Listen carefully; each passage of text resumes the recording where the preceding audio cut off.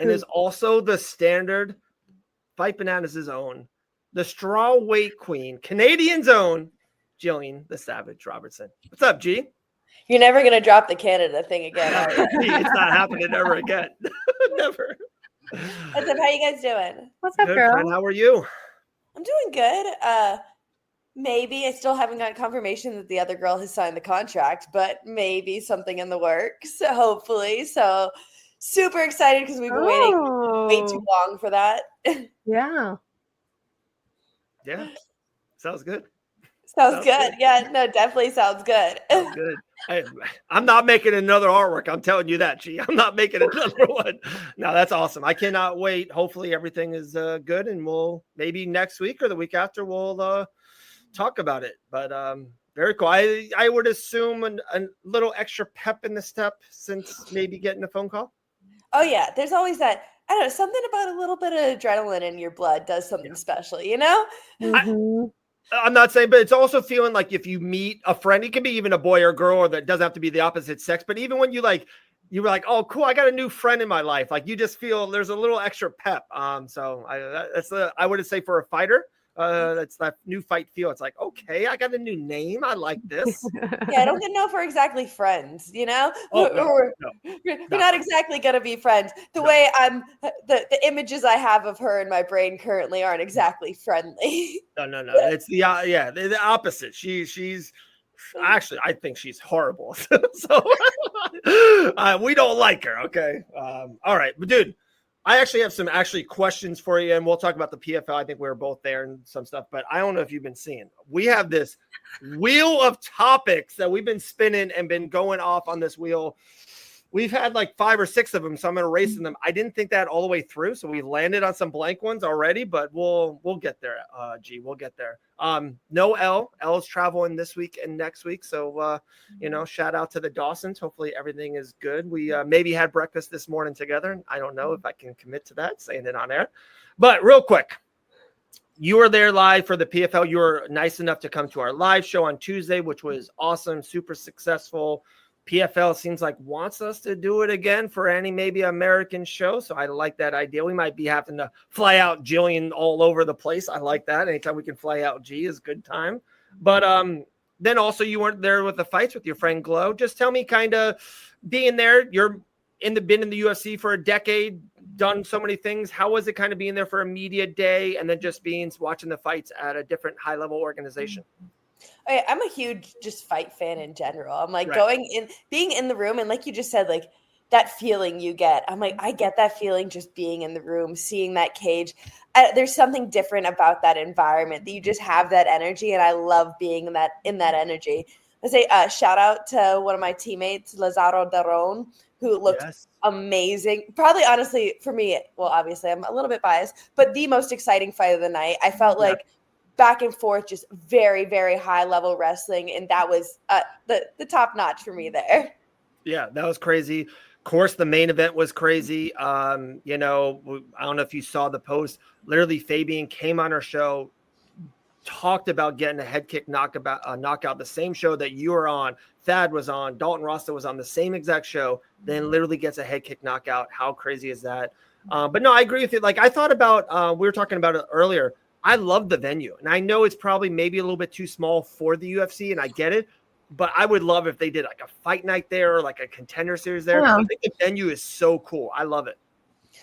It's funny. The first venue I ever fought in for the UFC was in Vegas, but kind of similar. It was in what used to be the Monte Carlo Hotel, and it was the arena in there. So kind of a similar setup, but I think that is really one of the better setups for watching fights. Just because, like, when you have too many floor seats, they're not always the best. It's hard to see over people. When you have that arena seating, I feel like there's not a bad seating in the house. Yeah. Totally agree. We literally talked about that. Like, even where, like, the media was sitting was a great spot. Where you guys were sitting, there was, like, to me, was the fighter section. Awesome spot. It was a great spot to see inside the smart cage. I got multiple things. And, of course, Leah, if you have anything for G, just jump in, whatever you want. Yeah. My first thing for you is that what is it to be? I know you love watching fights, even if it's the PFL or not. this is a weird week. There's nothing. There is nothing. I was, last week, even the UFC was in Shanghai, and that was a little while, but there was an awesome PFL event. Then I also had Jake Paul boxing events I went to in Orlando. So I just stayed busy. This week, there's one misfit thing in London, I believe, somewhere that Darren Till and Dylan Dennis is on that card. Don't forget. Oh yeah, Dennis is on that card. He's fighting Luke Rockhold though. Yeah.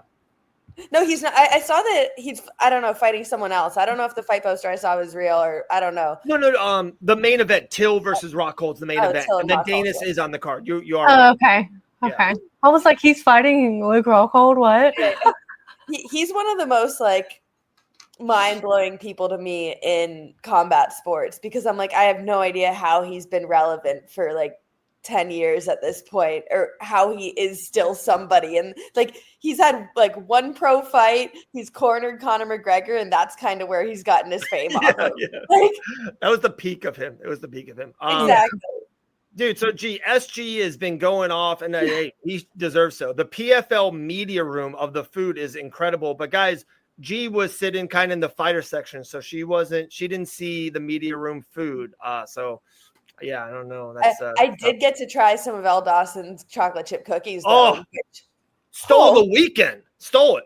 100%. I'm that was the star of the show all around. So good. Yeah. For sure. Our main man, Dean Toole, goes, Tony Ferguson's boxing also. He's boxing Papa Salt Poppy.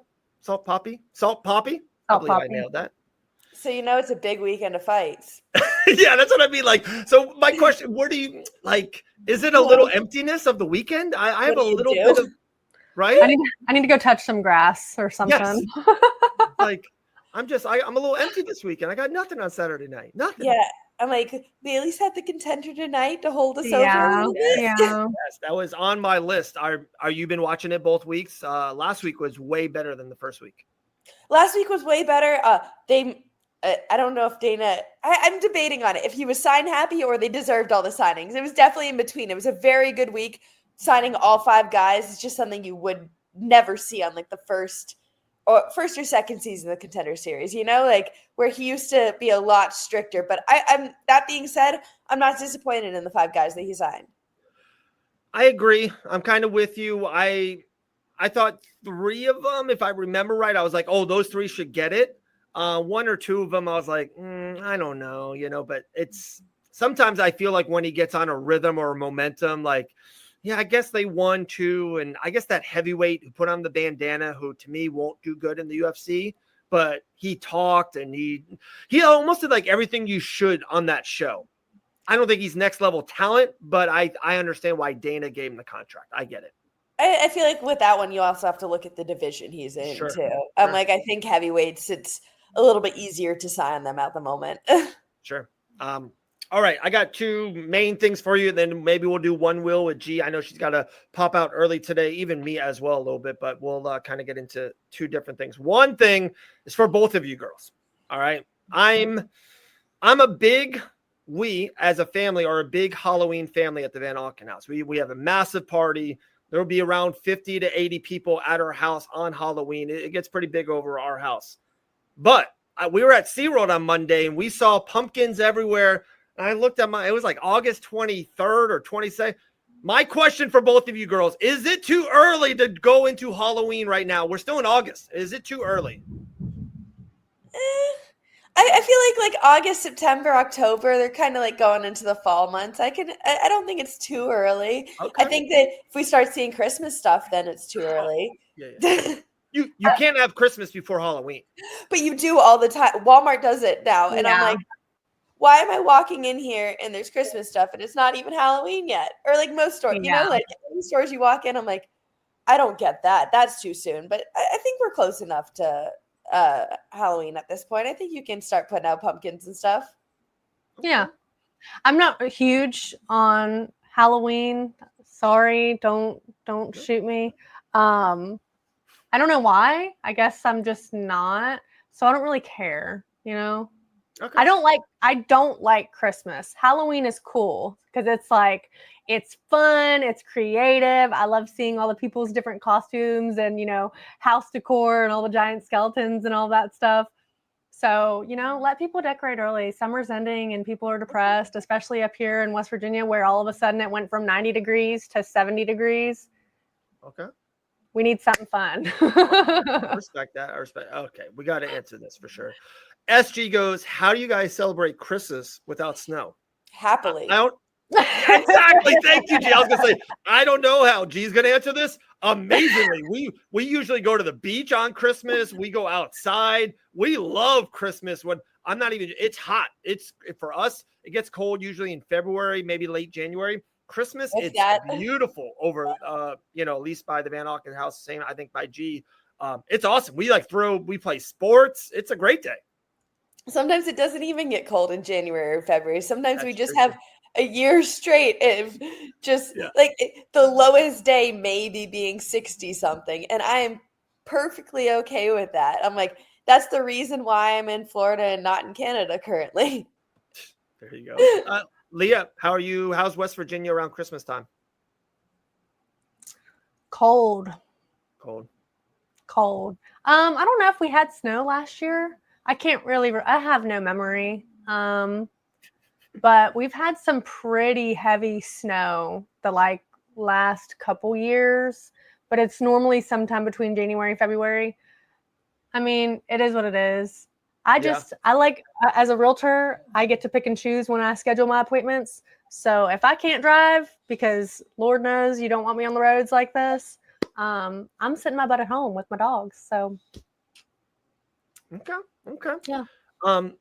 Like I said, I'll hit this wheel up in a second, but there's definitely something I do want to bring up. And I don't know if you guys have seen this a ton or seen this none at all. To me, it's been the biggest story in MMA space, and it's not even an MMA story, really. Did you guys see Rampage Jackson's son, Raja, jump into the ring? So I definitely see Leah for sure. G, have you seen this? What's your thoughts? What's your topics? I would love your 2 cents on this.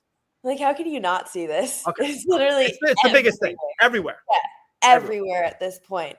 I would have had a lot more respect for Raja if in the situation, he got the beer can slammed over his head, if he reacted instantly. Yeah. If he tried to fight him in that moment, I would have a lot more respect for him. Yeah. I feel like he went around it the most. I don't know. It's good point. Yes. I'm like, the way he did it, he shook his hand, made we're good, homie, and then went in there and did that to a defenseless person, essentially, somebody who allowed you to do this to you. I'm like, that's the most punkish move. It's a punk move, right? And Lee, I want you to take away with it. I just want to throw this out here so quick, and you know me, G, high level jits guy, but not maybe the greatest fighter in the world. Just not my forte. When you win the fight, and if you knocked out the person, guy, girl, whatever it is, and you're on the streets or when you knock them out, especially when you're not in a cage, when you're in the streets, when you knock it out, it's over. I think there's a unsettling rule when that person's knocked out, that's it. You don't do anything else to that person. Dude, that guy was laying there, and Raja got 10-12 shots on him, just doom. 22. 22. That's gross. That's wild. Leah, I can see your eyes fuming. I would love it. What you got? Disgusting. Yeah. I think it's disgusting. You don't bring a knife to a fist fight, or you don't bring a gun to a fist fight. Okay. Like G said, if he would have responded immediately after getting that can to the side of the head, completely different story. But you took time to think about this and plan it and walk around with other people and let people feed those little voices in your head for you to go in there and do that. I mean, to me, it's disgusting. And you're seeing, I don't know about y'all, but I'm seeing all sorts of posts the police are investigating. And someone said, what do you mean investigating? Everything is recorded and on the internet. Yeah, it's live stream. He literally live streamed. What are you investigating? Here's the investigation. You need to arrest him. And people saying he's going to get jail time. He's not going to get jail time. I have no idea what's going to happen, because I think it shouldn't have happened in the first place. Yeah. I'm like, legally, I don't know how it's processed, but I'm like, that was premeditated attempted murder. Yeah, no, 100%. Like, and I know this sounds thought about it. yeah. Yep. And I know this sounds really horrible. It's so wild that the result of the man, and I'm sorry I didn't do his name, I'm sorry, but the wrestler that is in critical condition right now, what happens to him in the next 24, 36 hours is really how serious this is for Rampage's son, because I don't want to put it out there, but if it doesn't go well and he loses his life, turns into a vegetable, whatever it is, like you said, that is like attempted murder. Like it's live on live stream. He punched a guy he couldn't live. Like he literally killed a man on live stream. And then the other way, if he makes a full recovery, does he, like some people are saying, and I saw Sean Strickland's thing, and I get what Sean Strickland's saying. I understand what he's saying. I just don't agree with it. Kind of. It's saying, hey, we should just put him in probation and hopefully he'll learn his lesson and he'll be a better person out of it. It's like, I get that, what you're trying to do, but if that's all we did, we would just have criminals run in the streets. Like they would just be everywhere. It's like, no, if they do a crime in America, you serve the time. I know that rhymes and that's why I get paid the big bucks, but I just, something legit has to happen to him, right? Like something. No, I guess I agree in both points. I think that in Sean's perspective, I don't think jail is good for anybody. I think it kind of takes a person who's already damaged and just kind of puts you in a worse space. The way that we do have these jails, and I think that was to his point. Is he was saying like, if I was around these people, it would have just made me a worse person. Where it's like, in America, we do just need a better jailing or something. I don't know. Like, yeah. I don't know I was going to say that. Do you have any ideas of like? This is the Fight Banana Show. This is what we do. Like, do you have like a concept of what we can do with people who didn't do the right thing? And I get it. My favorite word in the English dictionary is redemption. Like, I love that word. Everyone's not perfect. I'm flawed. I make mistakes every single day, but I love how we can redeem ourselves, be better the next day, be good, all that. I love that. I love it. But what he did, though, he deserves punishment. If he doesn't get any punishment, people will just do that all the time. Like this is live stream beating someone up, like, and get numbers on Fight Bananas. Like something needs to happen. No, therapy. I do. Yeah, something does need to happen, but I'm like, I think that to Sean's point, the way that the jail systems are set up, I don't think it is a good system. Like, yeah, right. But I don't know what is the best idea because he does need to be punished and he does need help. Obviously, he is mentally a loose cannon at this point. Like if something like that can set you off that much, I'm like, you are a danger to society and you need some type of help to get back so you can be a part of society again. Therapy. Very intense therapy, like mandatory and long-term, I swear. Therapy saved my life. That's just me. But I think that there are people who, especially men, they neglect those emotions and that's why they come out like that. And they just do things on a whim because they're not thinking and they're listening to other people and they're doing what they think is cool or what's going to feed their ego when, there's something deep down that needs fixed. So you don't do things like that and hurt people. Like that is terrifying. Terrifying. Yeah. All right. Well, like I said, G hasn't seen this thing in action, so we're going to do this. We got 6 left. This will be our last topic of the day. I'm sorry, there's some things we didn't get to, but we'll, next I always love your games, Dave. I appreciate it, G. I appreciate it. They're my favorite part of the show, honestly. I don't know if she's absolutely serious or just like, Dave, I'm moving on in life. I don't know. We'll do it if it's. The majority of the time you just spring them on me and you're like, all right, what's the 5th UFC heavyweight champion ever? And I'm like, let me try to think of this. Dude, we have to have like more pre-show meetings, I think maybe I should send you a couple things. Dude, Leah went in with like an 8-minute Brian Ortega speech. For one, incredible. Go back and watch it. It was so good. But two, like we didn't talk about it. I was like, dude, we need to do this more often. We got to have a little meeting before the show. But I'm sorry, G. I'm the worst. You're the best. Here we go. Right. There's the wheel. next to Raja Jackson or primetime. So we'll do primetime, and I think G will like this one. I think my point is UFC Shanghai was in their prime time. So for us as Floridians and West, it was just very early in the morning. I think all shows in the UFC, if they're not in America or the West Coast, whatever country they're in, they should be in the prime time of their country. Like people live in the building and the fighters themselves should never suffer because of like our viewing habits. Yeah, it was hard for me to wake up, and I'll be honest, I didn't watch the prelims live. It was 2 or 3 in the morning. You guys know my week was absolutely bananas, pun intended. So I didn't watch the prelims live at all. But I always think it's bad when we fighters are fighting, for their lives sometimes or for their livelihood, for them to be put at weird times of the day and night for our, primetime viewing pleasure. I think what they did for Shanghai was great. And I would love your guys' take. We'll start with you, G, then Talia, about should all fights be in the other country's primetime? I like it for the fans' sake, honestly. Like, there you go. In Shanghai, I don't know if you guys noticed how behind their people all the fans were so wholeheartedly in that fight card. And it was just their it's not like they were cheering for both guys or anything. The second, anybody who was Asian did anything good, they had the whole room cheering for him. And even when Johnny Walker won, it was kind of just and the whole room went silent. They were just so behind their people, and I loved it so much. Anything, the littlest grappling exchange, the littlest punch, anything done by an Asian fighter, it was just applauded around the room, and I loved that energy in there. So I think that's really cool. There is something special about being able to see the UK fans whenever they have the card over there and try to do it for American time. They'll have it at 8 a.m. and they're all drunk anyway. But I'm there's something special that I love about that, but they still deserve it at a regular time too. Yeah. I'm with you. I think that wherever the fight is, it should be that prime time.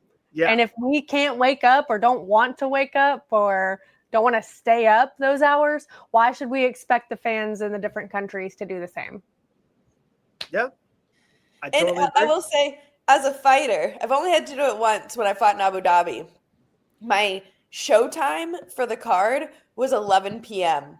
So I had to be at the arena at 11 p.m. Usually you fight about 2 hours after your showtime. So expecting to fight around 1 a.m.-ish. And I think I was early on the prelims. I want to say the main card started at 6 or 7 a.m. So we were fighting all through the night. And I'm that's the only time I've had to do it. But I don't know. When you're in the moment, it kind of doesn't really make too much of a difference. I feel when you're just on a mission. It definitely is a little bit weird. I remember doing my light shakeout at 8 p.m., then going back to my hotel room, sitting there at 10 p.m. and thinking, I still have to fight tonight. It's a weird thing sitting in your bed at 10 p.m. thinking I still have to go out and fight tonight. That's cool. But I think once you show up at the arena, it's just kind of you go into the motion of what it is. Right. Unreal. Well, Gillian, we know we got to run real quick. Hopefully that fight news gets super finalized and we can make a post of an amazing artwork. So we'll see soon. But I'm happy, and it was great to see you not once but twice last week live in person. And then we had amazing dinner too. That barbecue spot. The best. Getting me out of my house is impressive. That's all I'm saying. 2 times in 1 week. That's a lot. Dude, a lot of love coming that way from Gillian the Savage Robertson. We appreciate you, G. You're the best. Have a great day, okay? We'll talk to you. All right. Always good to see you guys. Later. Bye, girl. Dude, G's the best. Not once, but twice out of